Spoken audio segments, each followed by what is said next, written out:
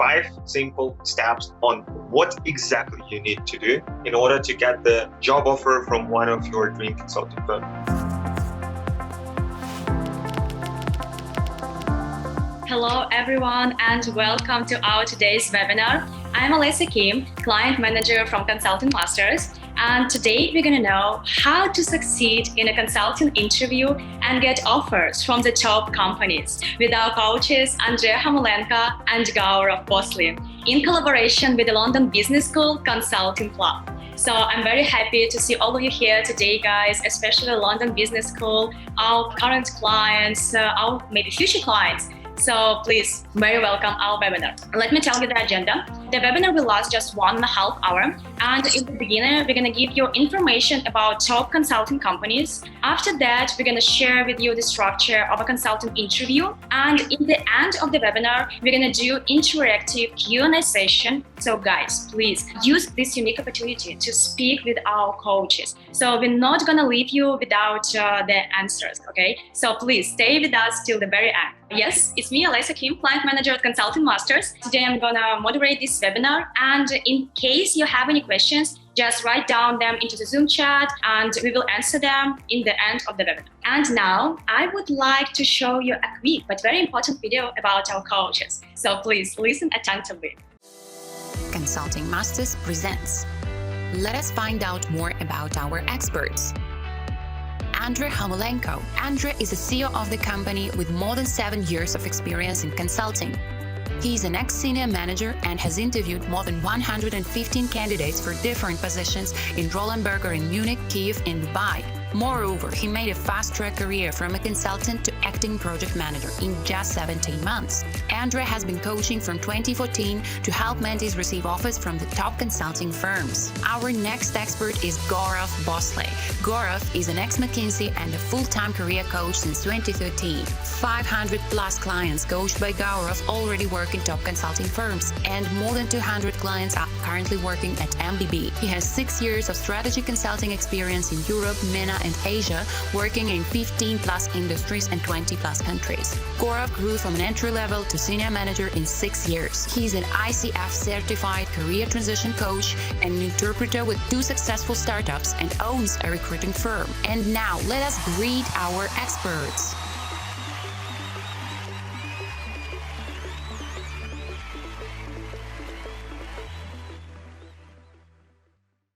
So from my side, guys, I would like to add that our coaches are not just ex-consultants. They were part of the recruitment team. So with their help, you will definitely receive these offers from the top leading consulting firms, because they know the whole process from the inside. They can give you some tips, some feedback that's like really, really important. So please, very welcome the CEO of the Consulting Masters, Andre Homulenko. Hi, everyone. My name is Andre. I hope that you are also doing very well. And I want to welcome you to our webinar. Hi, Alessa. How have you been? I'm good. Very good. Thank you.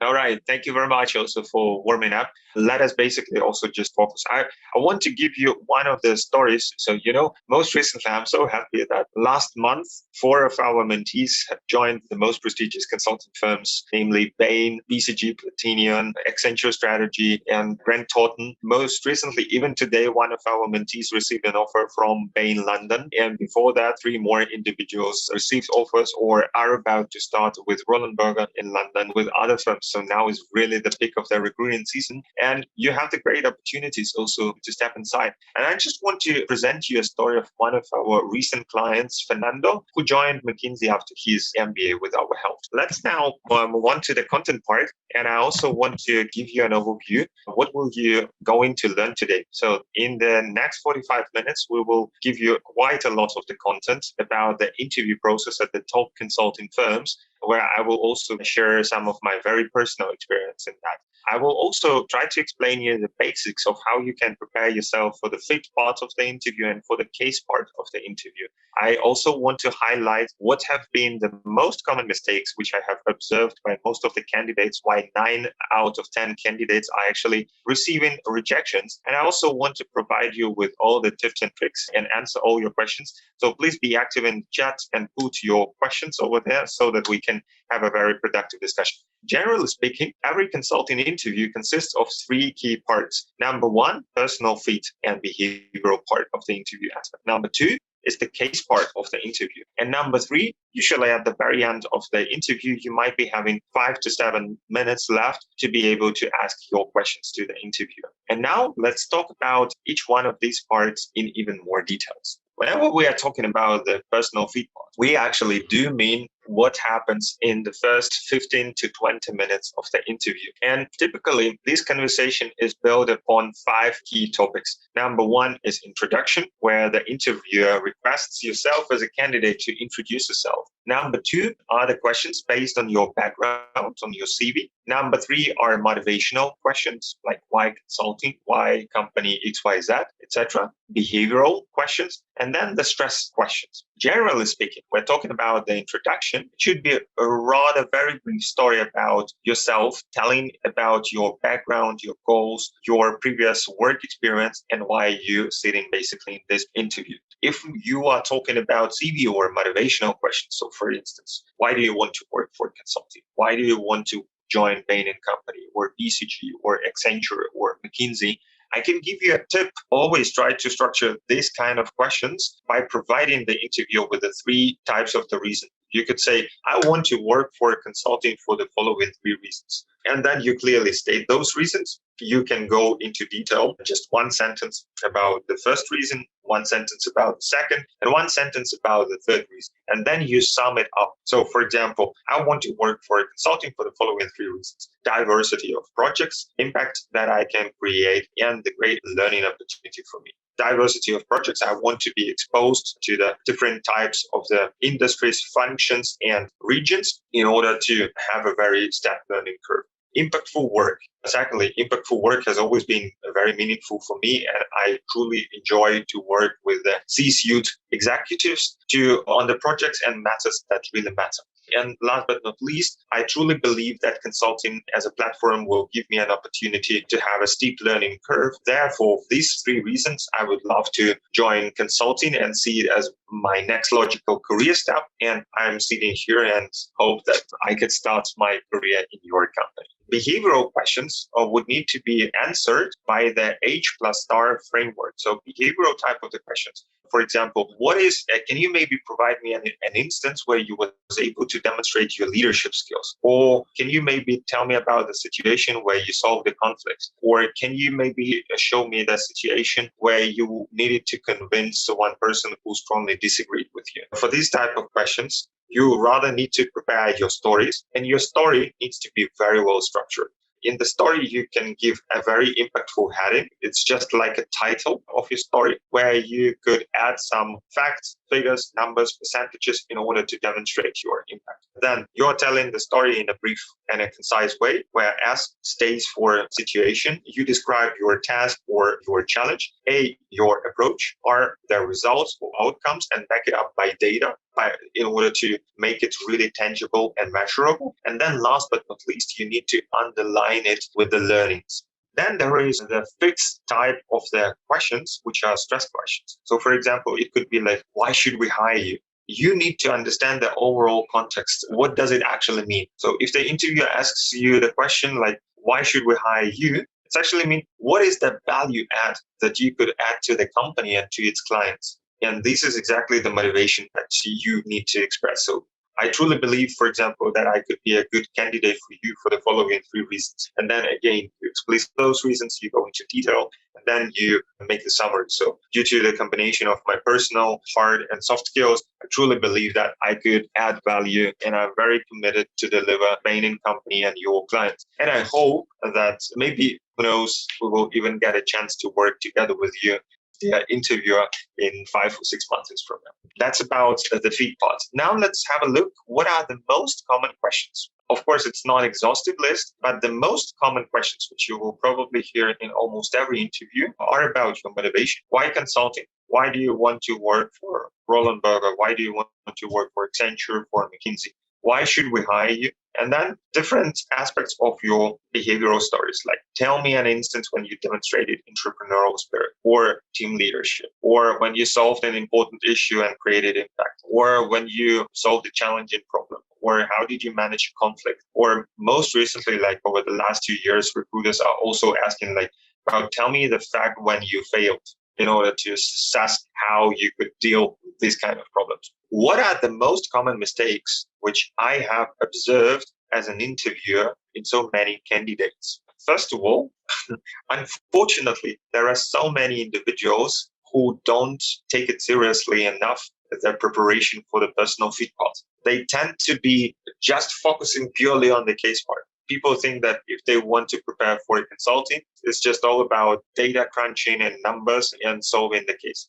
No, it's not. Personal fit part of the interview is nowadays equally important. It's like 50% of the assessment criteria of the entire interview. So if you fail it, you failed the whole thing. You're not going to proceed to the next round. Then so many candidates, unfortunately, don't have this lack of knowledge of what you can expect. And this webinar is part of my giving back something for you to educate you, to get you ready for the personal fit parts of the interview. Again, too short or non-adequate preparation, therefore resulting in the lack of structure in your answers, and you're coming very unconfident and overwhelmed, or just simply stressed because you don't know how to handle it. And as a result, failure to prepare is almost always equally to prepare to fail in that case. So unfortunately, so many candidates bump this part and therefore get their rejections. But do you want to get rejected, or do you want to learn from their experience? Just please write down it into the chat. So now let's move on to the case part. Actually, in order to solve the case, there are always just 5 very simple steps. Number 1, whenever the interviewer gives you the case, the first thing that you need to do is to paraphrase it in your own words in order to make sure that you fully understood the case prompt. Number 2, you need to ask specific clarifying questions. Steps number 1 and number 2 are really important and critical during the interview preparation and during the case part, because you really need to make sure with your clarifying questions that you totally understood the background, the initial situation,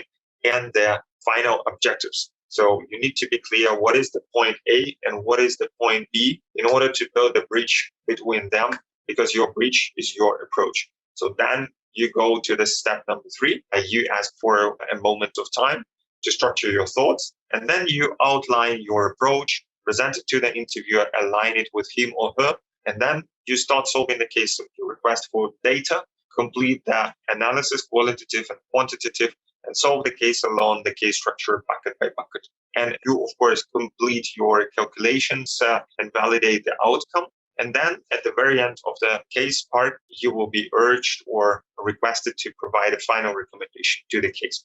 Do you actually know what kind of questions is it good to ask as your clarifying questions? Yeah, then there are 3 types of case questions or clarifying questions which might be extremely helpful for you. Especially if you're facing a very unfamiliar industry, then your number 1 question should be to ask, what is the business model of the company?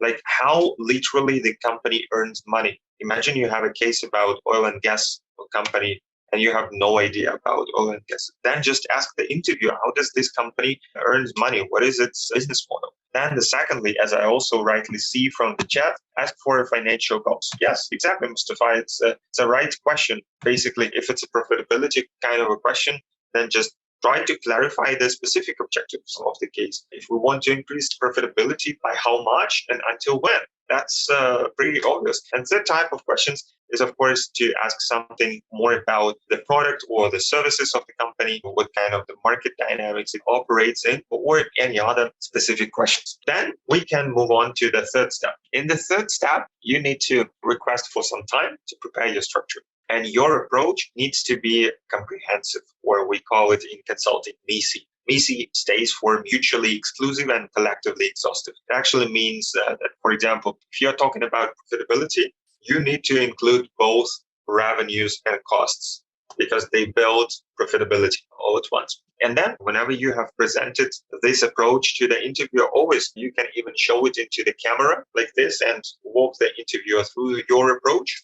You can ask him a few questions just to make sure that he or she is following you. Like, does it make sense to you? And if so, I would really love to start, for example, profits are consistent of revenues and costs. Does it make sense to you? Yes, I would love to start on the revenue bucket and analyze X, Y, and Z. Do you have any data on that? With this sentence, you clearly identifies that you are going to take the hypothesis forward, and you also start requesting for the data for the analysis. And then we can move on the next page. It's all about segmenting basically this data, working with your hypothesis, gathering the outcomes, highlighting in the insights, and showcasing to the interviewer and summarizing these outcomes before you move on to the next bucket.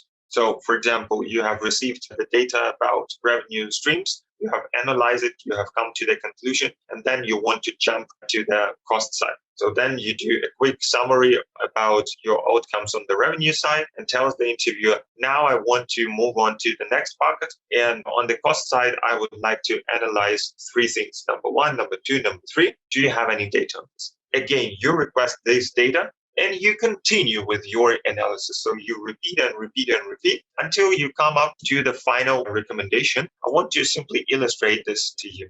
Sometimes the interviewer will be urging you to results. He or she might be requesting you to say something like, Anara or Diary, thank you very much for your analysis. Now the CEO is coming in the room in 5 minutes. Can you maybe prepare a final recommendation for him? Your logical reaction to that would be, yeah, sure. Can I maybe just take 5 minutes of time or a few moments of time to structure my thoughts? And then you start to structuring your final recommendation. So you need to review what have been the case objectives, especially the answers to your clarifying questions, which you've asked about specific case objectives. Then you summarize all the outcomes and make the recommendation. And your recommendation, I want to give you the tip how you should better structure it. Number 1, restate the case question and the objectives one more time. Number 2, provide a very brief and a very specific recommendation to each of the objectives, especially if there were several of them. Then support your recommendation by 3 to 5 facts which you have figured out while you was doing qualitative and quantitative analysis of the data during the case. You might be also optionally mentioning some potential risks if there are any associated with the recommendations that you are given. But anyway, mandatory, please outline a few next steps. What would you have done in the realistic settings? Or what are the next steps to conclude this analysis? And then just make a small post and ask an interviewer a short question at the end of the interview. For example, do you have any questions? And then you come still. Don't speak, just stop. Stop and wait the interviewer to get back, because you're sending the signal that you're done with your recommendation. Just make sure that your recommendation is crisp and concise, and it doesn't take more than 60 or 90 seconds. Okay? What are the most common mistakes that I have seen for candidates for their case interview preparation? Number 1 is a little bit duplicating what I've been telling about the personal fit part. So whenever the people are not ready for the personal fit part, they already arrive at the case part in a stressful mode, and they can't start solving the case from the good part because they simply, they're not in the best shape already. They were not prepared for some of the questions in the case part. They're stressed, they're freaking out a little bit, and that's why they can't focus on the case. Not an ideal prerequisite, right? That's why even personal feedback is so important. Then I have seen, unfortunately, so many people are not able to follow these very simple 5 steps. I just want to recap it one more time for you. Repeat the prompt, ask clarifying questions, take your time to outline the structure, present it to the interviewer, and align it with him. Then request the data and solve it bucket by bucket and summarizing your intermediate results. And then present your final recommendation to the interviewer. Just 5 steps.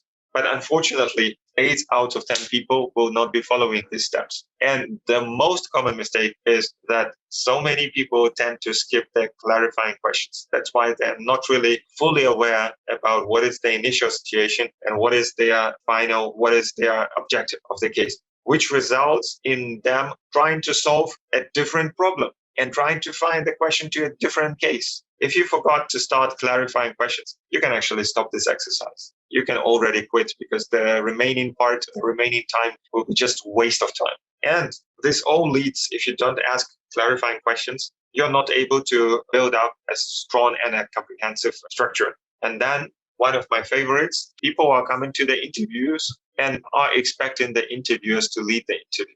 While in the practice, we are actually looking for consultants who will be able to push it through and to lead the interview themselves. So yeah, unfortunately, due to these top 10 mistakes for personal feed part and for the case part, only one person out of 10 who is invited to consulting interviews will actually get an offer, and 9 will get rejected. That's pretty as it is. So if you want to become part of it, you need to learn on how to avoid these 10 mistakes and how to be in that 1% of the winning attitude. And we are more than happy to help you. And with this webinar, I'm trying to give you as much content, as much information to help you really understand what it takes to get into consulting. But these are only 2 parts of the interview, if you have listened attentively. And there is also the third part, which are your questions to the interview. So typically, after you solved the case part, after you presented your recommendation to the interviewer, there are still probably 5 to 7 minutes left before you end up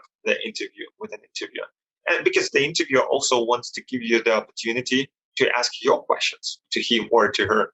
And in that part, it's extremely critical that you don't shoot all the powder just in the first 40 minutes of the interview, either in personal feed part or in the case part, because you will be still having these 5 minutes at the end where you again need to showcase your personal fit, where you again need to be emotionally on top and to put all your empathy in these last 2 questions and to fully connect to the interviewer before leaving the interview. I just want to start with the don'ts. For me, in the past, it was so boring when I was asked by the candidates about the information that could be easily Googled, for example. So about their career model, or about the training in consulting, or about what kind of projects I'm going to be staffed at. I was completely disinterested by these types of questions, and candidates didn't receive good marks from my side for that. Further, I also didn't really like some very strange questions about will I be able to work specifically on strategic projects? It simply gave me the impression that I'm sitting in front of the candidate who hasn't done properly his or her home task and is not really understanding consulting, its nature. So it was not a personal fit at all. And psychologically seen, if you ask very bad questions like causing negative emotions, these negative emotions will be associated by you. If you start asking what has been the most challenging project, I will start to think as an interviewer, what has been my worst project? And I will be so angry, actually. I will be so negative and believe what shall I do? After I leave the interview, I need to fulfill feedback evaluation grid about your performance. So somehow I will associate negative emotions with you as a candidate and will put you lower grades. Doesn't really helpful, right? By the way, can you just knock or like this if you can follow me so that I can also see? Oh yeah, okay, fine. Because I don't know, somehow you guys are not very active today in the chat, but let's see. And on the other hand, I just want to give you the tips on what are the really good questions which you could ask. By contrast, you can ask questions which will be causing some very positive emotions. One of my best questions, which I want to give it to you. Imagine, put yourself for the second into the interviewer mode. And let's imagine I'm the candidate. I'm now trying to show a lot of empathy to you. And I will speak to specifically Thierry, if you are okay with that. And I will try to ask you one of my best questions, which I used to ask when I was interviewing with Roland Berger back in 2015 and received the job. Hi, Thierry. Thank you very much for the very interesting case. In fact, I do have a few questions which I would like to ask you. So, Thierry, I have seen that you have been working for Roland Berger for more than 5 years for now in the financial services practice, and you've probably completed already 30 projects or even more. It's probably very easy to lose the sight, but is there maybe any specific project which you have completed in the past that still makes you feel proud about accomplishing something great in your life, either for the company or for yourself or for the client? Can you maybe share this story with me? Thierry, how do you feel yourself when you are asked this question? Hi, Andrew. So basically, when I hear this question, the basic emotions that came to me was regarding how I solved a certain problem and the happy moments that was shared after solving that particular problem with the client. And basically that makes me happy, and it gives me an impression of this person sitting beside me will be able to create a positive aura in the communication, even if he is taken into my team as well. I just want to ask you one, like after this, I will probably be asking you as a candidate 1 or 2 follow-up questions to help you even feel more proud about yourself, about accomplishing something great. And Dieri, I just have a quick question. Do you want to hire me at that moment? Do you want to give me a job at Roland Berger? But definitely, I feel that I'll be glad to have you in my team. Because you create that sense of pride. I could see that certain aspects from your reply that you would like to create. You wanted to create value for your client. You wanted to be proud of the work that you do, and so basically that makes me happy that I'm going to hire a better person. That kind of feeling I will get after this question. Yes, exactly. That's what it is. And I'm also pretty sure that it will influence your decisions on what kind of marks to put to me on my feedback whenever you are submitting your candidate's assessment sheet, right? Absolutely.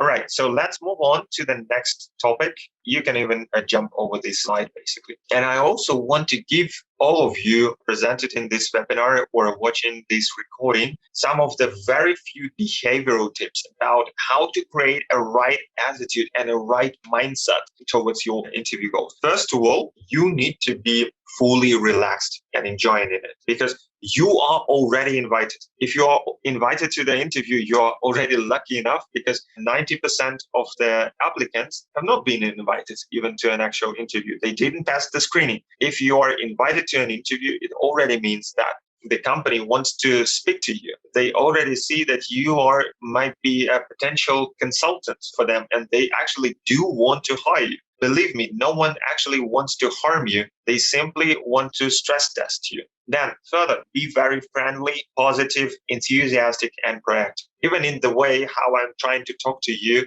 I'm showing a positive vibe to you. I'm opening up completely because I want to serve you. This kind of serving attitude, you could also definitely demonstrate in your interviews, because you will be face to the client. And consulting firms are looking for those people who have this face to the client, who has this positive attitude. And then you need to show your genuine interest in the interviewer and curiosity about the problem solving. Because the worst what you could do is being disinterested. I mean, just asking some random questions, or whenever you are stuck, then just like being too stressed too much. If you got stuck into the interview, for example, at a certain stage of the case, do the following next steps. First of all, summarize and recap one more time and speak out loud of what you have already achieved and analyzed. Then take some step back, recap it, and try to attack the problem from a different angle. You might be also saying like, oh, that's an interesting question. That's a challenging problem, but I really like it. So let's try a different approach. And in the next step, I want to do 1, 2, and 3. Do you have any data on this? This is how you handle the situations when you got stuck. And then again, consulting is just people's business. Smile, laugh, and simply stay cool. I would say the best candidates whom I can still remember, some of them, were the candidates with who were able to bring me to smile, and with whom we were laughing and connecting even emotionally. So these are the best tips which I could give you for the right attitude and mindset.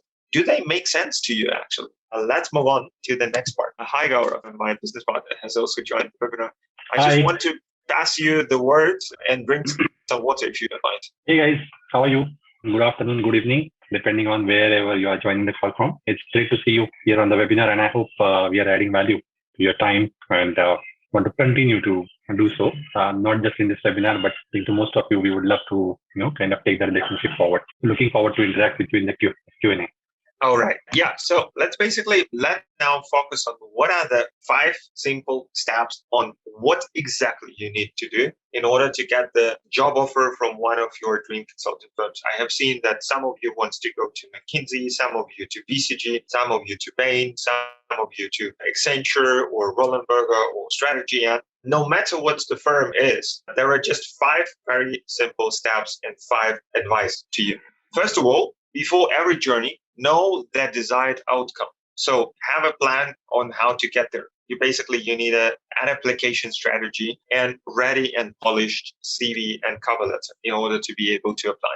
Secondly, especially over the last 2 years and during the pandemic times when recruiting has been dramatically reduced and there have been hiring freeze, what works most were networking and connections. You need to set up your interview invites through networking. And by the way, Alessa, please also put this information into the chat. Next week, we are going to have an exclusive webinar about how to settle up your application strategy and how to do the networking in consulting. So please register on our website and come to the webinar to figure out how to do that. And then number 3, you need to, of course, get ready to prepare for your upcoming interviews. And as you hopefully understood today, both to the personal feed part, case part, as well as your questions to the interviewer.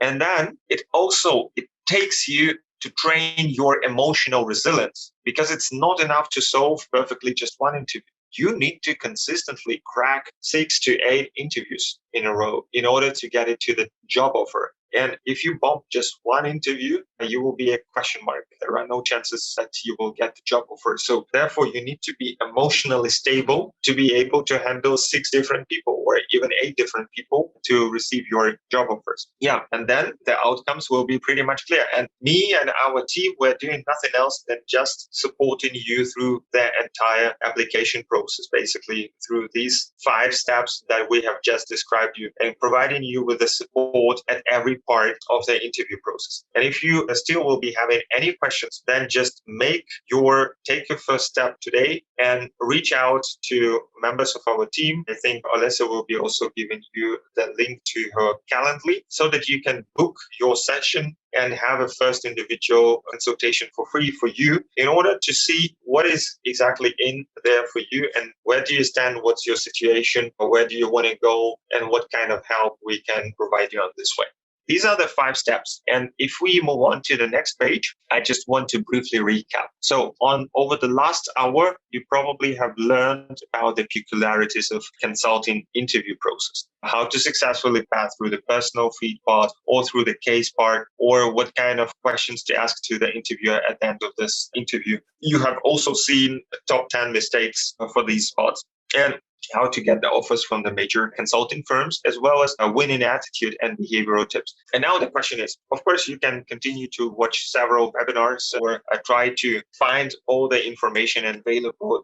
And nowadays there are tons of information. I mean, 10 years back when I was preparing for my consulting experience, I faced another challenge. There was literally almost no information about consulting these days. And nowadays it's like internet and YouTube and everything is so overflowed that you can't really grasp it. And of course, we want to offer you our help because we really love to serve people. We, together with Gaurav, with Mark, with other members of the team, I'm very much excited that we helped already 585 clients to that specific date to get stuffed in consulting. And even today, I got a message from one of them, number 585. His name is James, who received an offer from Bain London. So I'm also extremely happy about it. And of course, we want to help you also in this webinar to take your first right step. So please feel free to reach out to Alessa, a session with her in order to analyze your specific situation. So on the next page, I also want to share with you some really great news. Because now the pandemic is finally over.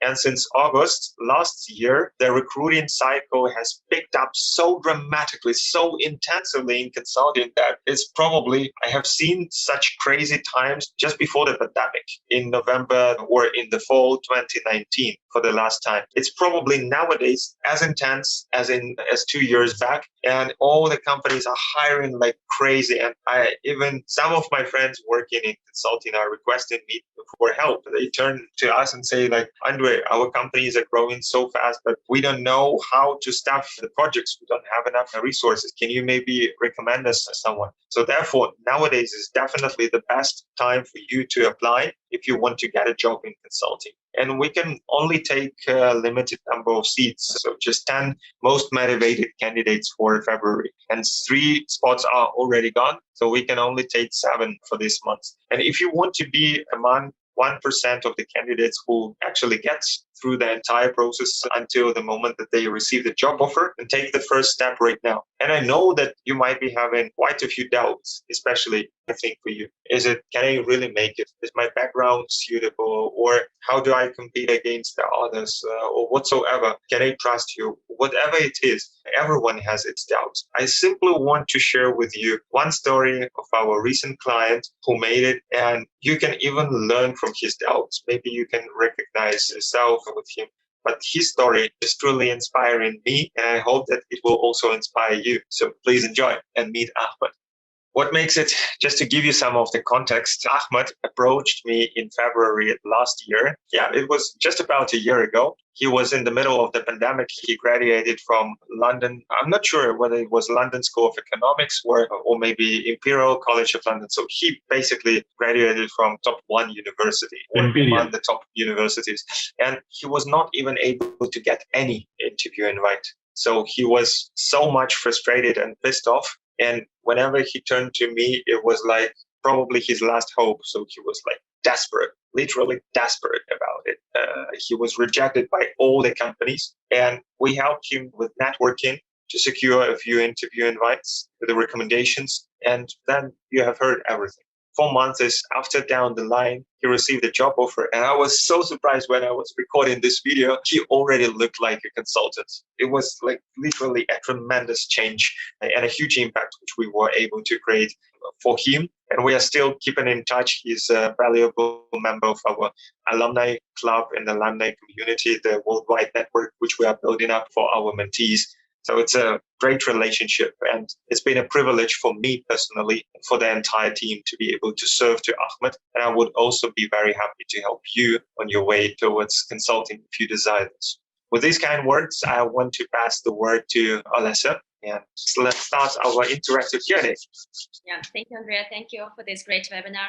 Guys, you can book a consultation with me. So you can find the link now into the Zoom chat. It will be like very quick and really first steps to your consulting career, okay? So please use this opportunity. Yes, and as I mentioned before, just follow us at our YouTube channel and find our previously recorded webinars. Yes, and now guys, we're gonna do a Q&A session. So we already have a question from Mustafa. It was in the beginning of the webinar. Competitiveness level in different offices of same firms. Smaller offices easier to go into. Would you guys help us apply through existing open vacancies or refer us even if vacancy is not on firm website?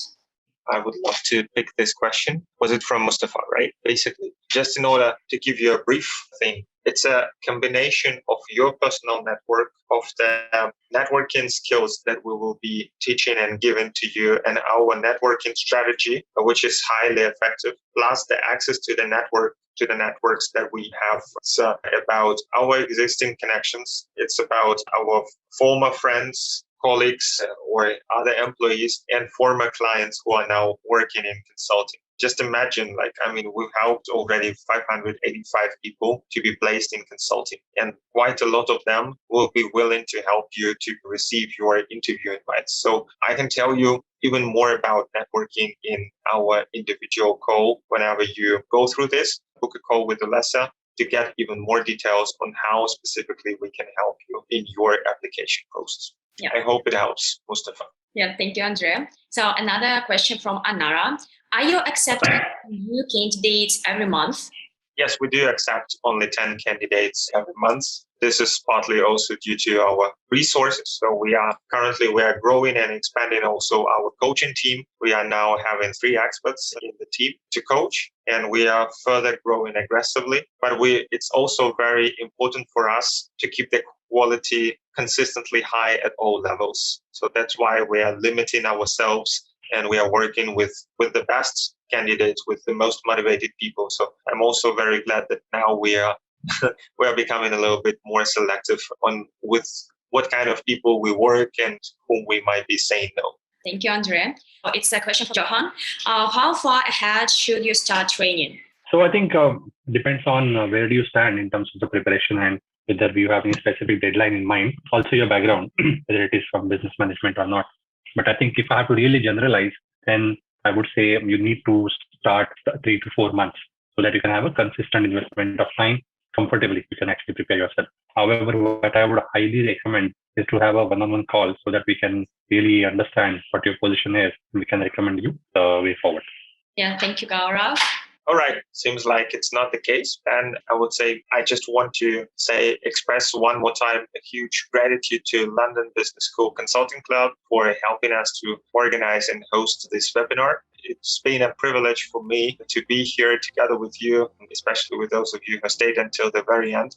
I hope that we were able to showcase you and give you a lot of useful content for your preparation so that now you really understand what it takes to get a job in consulting and what it actually means to go through the preparation. Of course, it's just an overview where we try to get a little bit more in details, but I would be more than happy to serve you in our individual consultations or in further meetings. Feel free to register to the future webinars, and I'm looking towards to see you. Get on the call with Alessia and take care and use this unique time when your chances to get in the consulting so much higher than for the last 24 months since the pandemic has begun. All the very best. Thank you very much for coming in, for being with us. And see you very soon. Take care. Thank you, guys. See you next time. Thank you. Bye.